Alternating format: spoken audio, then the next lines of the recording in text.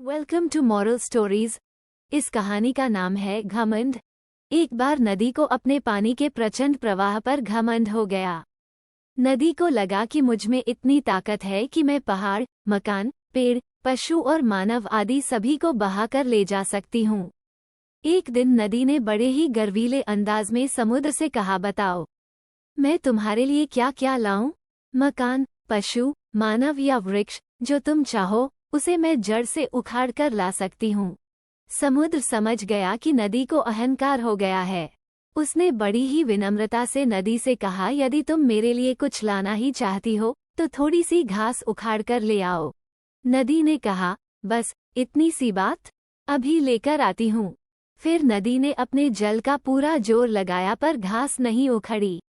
नदी ने कई बार जोर लगाया लेकिन असफलता ही हाथ लगी। आखिर नदी हारकर समुद्र के पास पहुंची और बोली, मैं वृक्ष, मकान और पहाड़ आदि तो उखाड़ कर ला सकती हूँ, मगर जब भी घास को उखाड़ने के लिए जोर लगाती हूँ तो वो नीचे की ओर झुक जाती है और मैं खाली हाथ ही ऊपर से गुजर जाती हूँ।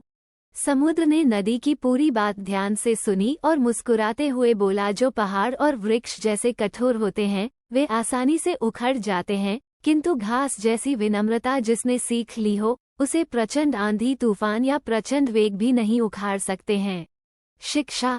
जीवन में खुशी का अर्थ लड़ाइयाँ लड़ना नहीं बल्कि उनसे बचना है। कुशलतापूर्वक पीछे हटना भी अपने आप में एक जीत है, क्योंकि अभिमान फरिश्तों को भी शैतान बना देता है और नम्रता साधारण से व्यक्ति को भी फरिश्ता बना देती है। बीज की यात्रा वृक्ष तक है, नदी की यात्रा सागर तक है और मनुष्य की यात्रा परमात्मा तक है। संसार में जो कुछ भी हो रहा है वो सब ईश्वरीय विधान है।